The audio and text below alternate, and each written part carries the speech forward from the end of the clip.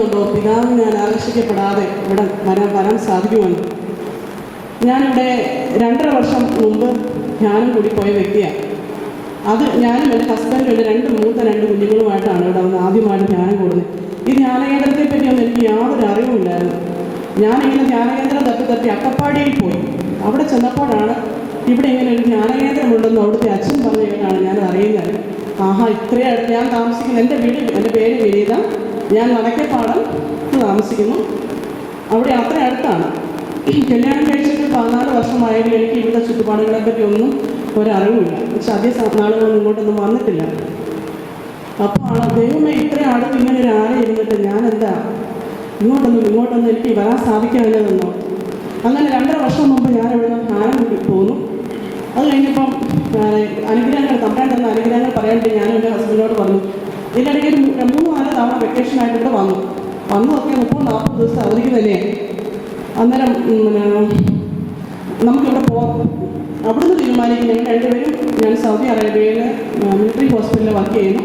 എൻ്റെ ഹസ്ബൻഡ് അവിടെ തന്നെ പുള്ളിക്കാരൻ മെയിൻ്റനൻസിൻ്റെ ഫോർമാനായിട്ട് ഒരുമിച്ച് അവിടെ തന്നെ ഒരേ ഹോസ്പിറ്റലിൽ തന്നെ കിട്ടി. എന്നാൽ ഇവിടെ പറയും ഞങ്ങൾ അവിടുന്ന് തീരുമാനിക്കും. ഇനി എന്ത് വന്നാലും ശരി നമുക്ക് ഇവിടെ വരണം, ഇവിടെ വന്ന് നമുക്ക് ഒന്നും കൂടെ ജ്ഞാനം കൂടണമെന്നൊക്കെ സാധിച്ചിട്ടില്ല. ഇതിൻ്റെ പടി പോലും കിടക്കാൻ ചില അയൽപക്കത്ത് പോലും വരാൻ സാധിച്ചിട്ടില്ല. ഇപ്പോൾ ഞാൻ ഇവിടെ വെറും 15 days എമർജൻസി ലീവിൽ വന്നതാണ്. അതും തമ്മിലായിട്ട് വലിയൊരു കാരണമാണ്. എന്താണെന്ന് ചോദിച്ചാൽ എൻ്റെ 2 കുഞ്ഞുങ്ങളെ വിസിറ്റിംഗ് വിസ അപ്ലൈ ചെയ്യണം, അതെല്ലാം കിട്ടി. അപ്പം എയർ ഹോസ്റ്റസ് ത്രൂ കൊണ്ടുപോകാമെന്ന് ഇങ്ങനെ എൻ്റെ കൂടെയുള്ള മറ്റുള്ളവരുടെ പിള്ളേരൊക്കെ അങ്ങനെ വന്നു.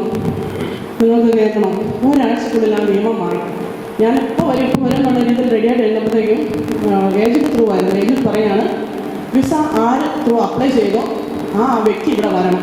അതുപോലെ തന്നെ വിസ സ്റ്റാമ്പിങ് ചെയ്യണമെങ്കിൽ അമ്മയുടെ പാസ്പോർട്ട് ഞാൻ ത്രൂ ആണ് കൊച്ചുങ്ങൾക്ക് വേണ്ടി വിസയ്ക്ക് അപ്ലൈ ചെയ്യുന്നത്. അമ്മ ഇവിടെ വന്നതിന് ശേഷം മാത്രമേ ഉള്ളൂ കൊച്ചുങ്ങൾക്ക് പോകാൻ സാധിക്കുള്ളൂ. എന്ന് വെച്ചാൽ എൻ്റെ 5 വയസ്സായ കൊച്ചിന് വേണ്ടിയും 10 വയസ്സായ കുഞ്ഞിന് വേണ്ടിയും കൂടിയാണ് ഞാൻ. നേരത്തെ കുഴപ്പമില്ലായിരുന്നു, വെറും 3-4 വയസ്സായ പിള്ളേരെ കൊണ്ടുപോകുമായിരുന്നു അങ്ങനെ. പക്ഷെ ഞാൻ അവിടെ വെച്ച് പ്രാർത്ഥിക്കുമായിരുന്നു, ദൈവമേ എന്ന് വെച്ചാൽ 2.5 വർഷമായി ധ്യാനം കൂടി. അപ്പോൾ ഞങ്ങൾ 2 പേരും വളരെ ഓക്കെ ആയിരുന്നു. അവിടെ ചെയ്യുന്നു, നന്നായിട്ട് പ്രാർത്ഥിക്കും ഒക്കെ ചെയ്യും. കുറേ നാളുകൊണ്ട് ഞാൻ പ്രാർത്ഥിക്കാനിരുന്ന എൻ്റെ ഹസ്ബൻഡ് പ്രാർത്ഥിക്കാനിരുന്ന ഞാൻ വരികയാണ്. അങ്ങോട്ടും ഇങ്ങോട്ട് ചെറിയ കാര്യങ്ങൾക്ക് വരെ എന്താ അവരുടെ ഭിന്നതയും കലവും ഒന്നും വേണം. അപ്പോൾ ഈ കളി പോയപ്പോൾ ഞാൻ വിചാരിച്ചു, എൻ്റെ പൊന്നു തമ്പുരാനെ ഈ വഴി പോയ ഞാൻ എവിടെ പോയി നിൽക്കും? എൻ്റെ കർത്താവേ എന്നെ രക്ഷിക്കണമേ. പരിശുദ്ധമ്മയുടെ മധ്യസ്ഥയിലേക്ക് പ്രാർത്ഥിക്കാൻ തുടങ്ങി.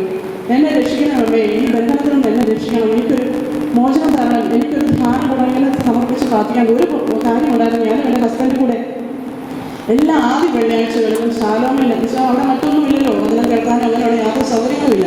അപ്പോൾ എല്ലാ ആദ്യ വെള്ളിയാഴ്ചയും ശാലോമിലെ നൈറ്റ് വിജിൽ അടികൂടിയാണ് 2 അപ്പുറത്ത് ഇരുന്ന് ഈ നൈറ്റ് വിജിൽ മൊത്തം ആദ്യം തൊട്ട് അവസാനം വരെ പങ്കെടുത്ത് കഴിഞ്ഞിട്ട് ചിലപ്പോൾ അടിയായിരിക്കും. പക്ഷേ ഇതിങ്ങനെ ഇരുന്ന് ഈ പ്രാവശ്യം ഞാൻ വരുന്ന വരെയുള്ള നൈറ്റ് വിജിൽ പങ്കെടുക്കും. പക്ഷേ ആ സമയത്ത് ഞാൻ പ്രാർത്ഥിക്കും, എൻ്റെ അമ്മേ എൻ്റെ പോക്ക് ശരിയല്ല കേട്ടോ, എൻ്റെ ഈശോയെ എന്നെ സഹായിക്കണേ, പരിശുദ്ധാത്മാവോട് എന്നെ നിറയ്ക്കണമേ എന്നൊക്കെ പറഞ്ഞിരുന്നാലും ഉണ്ടല്ലോ. കുറച്ച് ദിവസങ്ങളായിട്ട് എനിക്ക് ജപമാല ചൊല്ലി പ്രാർത്ഥിക്കാൻ പറ്റത്തില്ല. അല്ലാത്ത പ്രാർത്ഥനകളും എല്ലാവരും ചൊല്ലും, പക്ഷേ എനിക്ക് ജപമാല ചൊല്ലി പ്രാർത്ഥിക്കാൻ പറ്റിയല്ല. എങ്കിൽ എൻ്റെ പൊന്നമ്മ നിനക്ക് എന്നെ അറിയാവില്ല, എനിക്ക് സാധിക്കുന്നില്ല. എൻ്റെ കെട്ടിയവനോട് ഭയങ്കര വഴക്കും കാണുന്നതിന് പിടിക്കുന്നതിനൊക്കെ ദേശം 2-3 പ്രാവശ്യം ഞാൻ അവിടെ സിസ്റ്ററിനെ ഗതിയിലെൻ്റെ ഫോൺ ഉച്ചപ്പുള്ളിക്കാരൻ നല്ല ഇടിയൊക്കെ തന്നിരിക്കട്ടെ, ഇവിടെ എത്താൻ വരികയൊക്കെ ചെയ്തു. എൻ്റെ നാവിൻ്റെ കുഴപ്പമാണ്. എന്നാ വെച്ചാൽ എനിക്ക് എന്നെ തന്നെ ചിന്തിക്കാൻ പറ്റിയ ദേഷ്യം വന്നു കഴിഞ്ഞാൽ കാണാമോ പറയുന്ന പുള്ളിക്കാരൻ 2 ഒരേപോലെ നിന്നാൽ എങ്ങനെ സാധിക്കും? ഒരാൾ ശാന്തമാകണ്ടേ, അതിനും സാധിക്കുന്നില്ല. അപ്പോൾ ഞാൻ പ്രാർത്ഥിക്കാൻ തുടങ്ങി, ഈശോയെ എനിക്ക് ശാന്തം നൽകണമേ.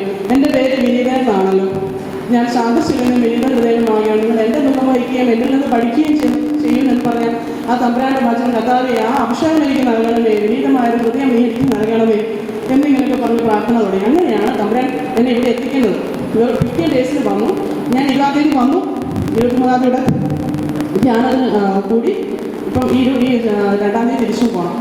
പിന്നെ ഏറ്റവും മെയിനായിട്ട് പറയാനുള്ളത്, ആദ്യത്തെ ധ്യാനം ഞങ്ങൾ കൂടാൻ കാരണം എന്താണെന്ന് വെച്ചാൽ ഞങ്ങൾക്കൊരു ഭവനം വേണം.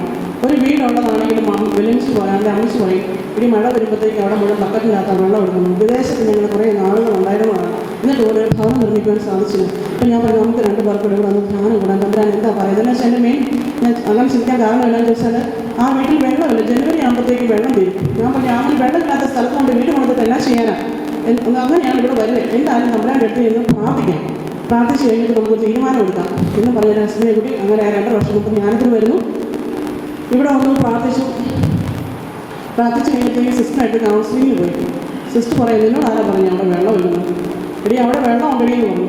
എന്നിട്ട് എനിക്ക് ഭയങ്കര സന്തോഷമാണ്, വെള്ളമുണ്ട്. എന്നാൽ പിന്നെ ഈ ബസ് നോക്കി നടക്കുന്നുണ്ടല്ലോ, അവിടെ തന്നെ നമുക്കൊരു വീട് പണിയുടെ കയ്യിലൂടെ പൈസ ആകെപ്പാടുള്ളത് എൻ്റെ ഹസ്ബൻഡിന് 1.5 ലക്ഷം രൂപയാണ്. അത് ചെന്നാപ്പള്ളി വഴിയാണ്. എന്നിട്ട് പക്ഷെ ഒരു കൂട്ടം ഉണ്ടായിരുന്നു, എൻ്റെ അനിയത്തിനെ UK വിടാൻ വേണ്ടി ഫാമിലി ആയിട്ട് പോകാൻ വേണ്ടി ഞാൻ എൻ്റെ 50 പവൻ സ്വർണം പ്രിയപ്പെട്ട ഭർത്താവ് അറിയാതെ അങ്ങോട്ട് കൊടുത്തു. ആ കൊടുക്കാൻ കാരണം എന്ന് വെച്ചാൽ എൻ്റെ അനിയത്തി, ഞാൻ ഇരട്ടയാണ്, അവൾക്ക് അവളുടെ കല്യാണം കഴിച്ചത് അവൾ പ്രേമവിവാഹമായിരുന്നു. ഏതും പോരാത്ത ഡൽഹിയിൽ നിന്ന് നല്ല കൊടുമൂത്ത നല്ല ഹിന്ദു സിംഗ്, നിങ്ങൾക്കറിയാമല്ലോ. അവർക്ക് ഭയങ്കര ചരിത്രമോ വീട്ടിൽ നിന്ന് അവൾ ഇറങ്ങി ഓടി പോവുകയായിരുന്നു. എല്ലാം കഴിഞ്ഞപ്പോൾ ഞാൻ പറഞ്ഞു, എൻ്റെ മമ്മി പോകാനുള്ളത് പോയി, ഇനി അവളോട് ദേഷ്യം വെച്ചുകൊണ്ടിരുന്നിട്ട് കാര്യമൊന്നുമില്ലല്ലോ, തമ്പാനോട് പ്രാർത്ഥിക്കാം, നമുക്കെല്ലാം പ്രാർത്ഥിക്കാമെന്ന് പറഞ്ഞ് അങ്ങനെ പ്രാർത്ഥിച്ചു. പുള്ളിക്കാരൻ ഇവിടെ കോട്ടയം വന്നു, തനിക്കുളച്ചൻ മാമോദിസ മുക്കി അങ്ങനെ. പക്ഷേ എങ്കിലും ഇവരെല്ലാം താമസിക്കുന്നത് ആ വീട്ടിൽ തന്നെ, ഹിന്ദു കുടുംബത്തിൽ തന്നെ. അന്നേരമാണ് ഇവിടെ UK അവിടെ നിങ്ങൾ 5 പെൺപിള്ളേർ, 5 പേര് നേഴ്സുമാരാണ്, ഒരു ആങ്ങളെയുള്ള ഫിസിയോതെറാപ്പിസ്റ്റ്, എല്ലാവരും വിദേശത്താണ്. അന്നേരം ഞാൻ പറഞ്ഞു, എൻ്റെ തമ്പുരാനെ കാര്യം ഇവിടെ പൈസ ഇല്ല, എന്ത് ചെയ്യാൻ മറ്റാരും സഹായിക്കത്തുമില്ല. എൻ്റെ ആകെയുള്ള സാധനം ഞാൻ സൗദിയിൽ നിന്ന് ആദ്യത്തെ ട്രിപ്പ് വന്നു വീട്ടിലിരിക്കുന്ന സമയം ആകെയുള്ളത് ഇതാണ്. എന്തായാലും ഈ ഒരു ബന്ധനത്തിൽ ഈ ഹിന്ദു ഇതിൽ നിന്ന് അവിടെ രക്ഷപ്പെടുമല്ലോ, ആ കുടുംബം ആയിട്ട് പൊക്കോടുമല്ലോ, ഇതിൽ തന്നെ വീണ്ടും കുടുങ്ങി കിടക്കുകയല്ലോ. അവിടെ തമ്പുരാനെ പറഞ്ഞ് ഞാൻ ആരോടൊന്നും ചോദിച്ചില്ല, പുള്ളി ഹസ്ബൻഡിനോടൊന്നും ചോദിച്ചില്ല, വീട്ടുകാർ സംഭവം എന്തോ ജ്ഞാനേന്ദ്രൻ ഇവിടെ കയറുന്നോട് പുള്ളി അടി കിട്ടിയില്ല. അല്ലെങ്കിൽ മറ്റു പൈസ ഒന്നുമില്ല. വിശ്വസിച്ചിരിക്കുന്നത് കാനറ ബാങ്കിലെ, കോട്ടയം കാനറയുടെ ബാങ്കിലുള്ള ലോക്കിൻ്റെ അകത്ത് സംഭവം സുരക്ഷിതമാണ് എന്നായിരുന്നു പുള്ളിയുടെ വിചാരം.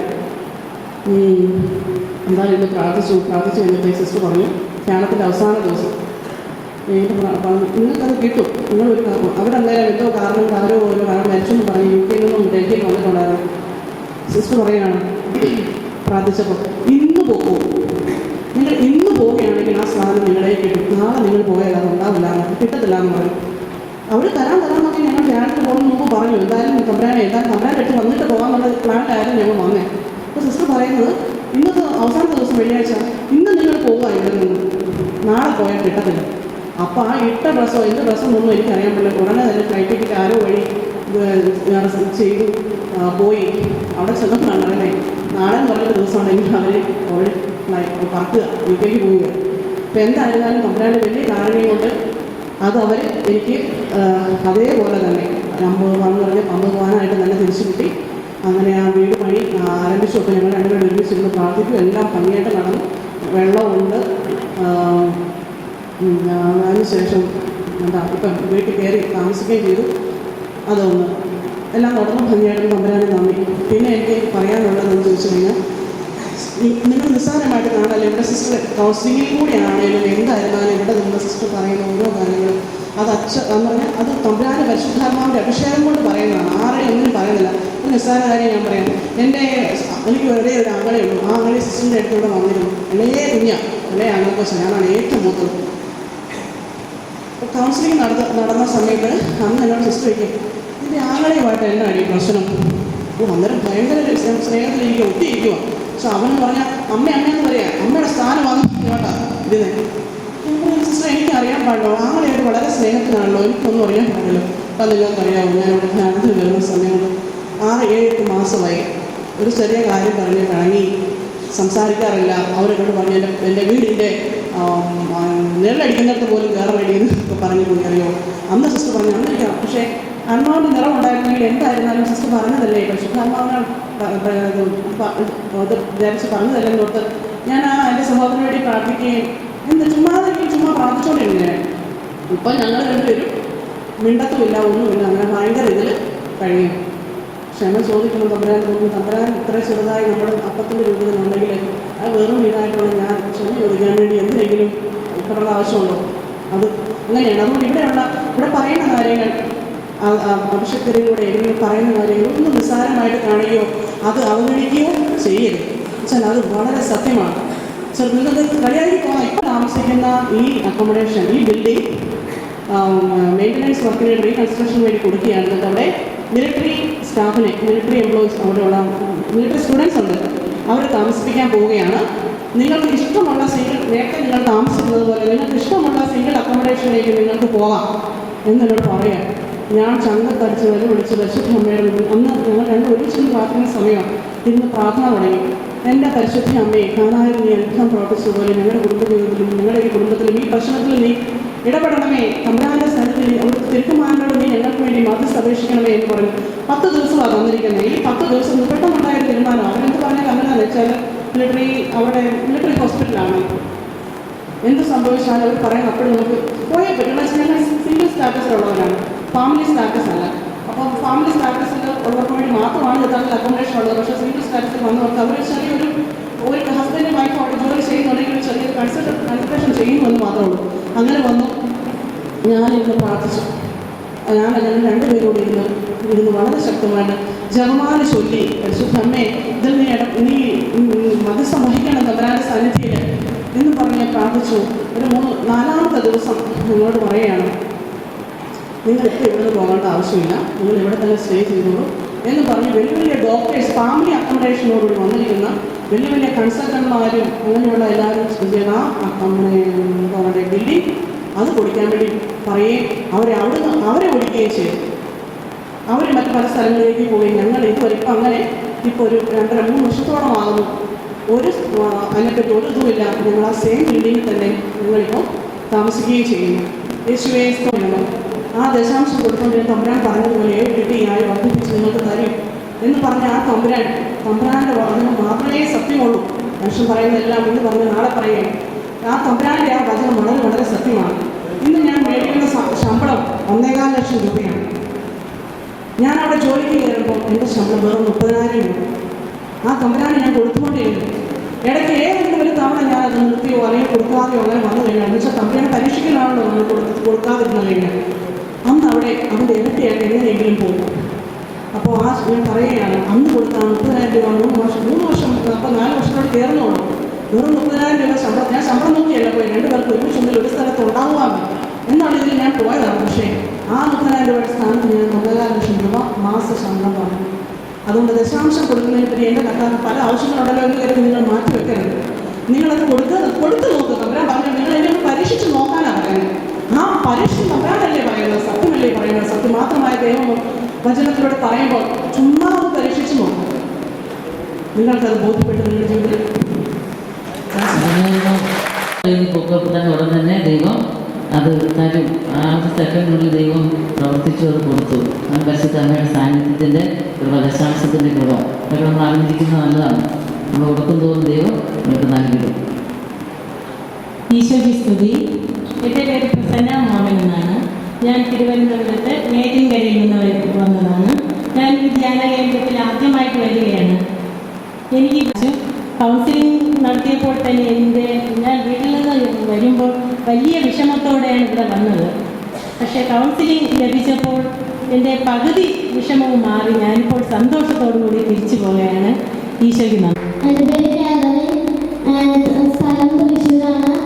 ഇവിടെ വന്ന് പ്രാർത്ഥിച്ചതിന് ഫലമായി ശ്വാസമുട്ട് മാറി കിട്ടി. ശ്വാസമുട്ടലാണ്. അത് എത്ര വർഷമായിട്ടുള്ള ശ്വാസമുട്ടലാണ്? കൊച്ചിലെ തുടങ്ങിയുള്ള ശ്വാസമുട്ടലാണ്. ഇപ്പോൾ ഒരു ബുദ്ധിമുട്ടും ഇല്ല, ഒരു പ്രശ്നവുമില്ല. ശ്വാസമുട്ടലിൻ്റെ മേഖലയിൽ ഈശോ.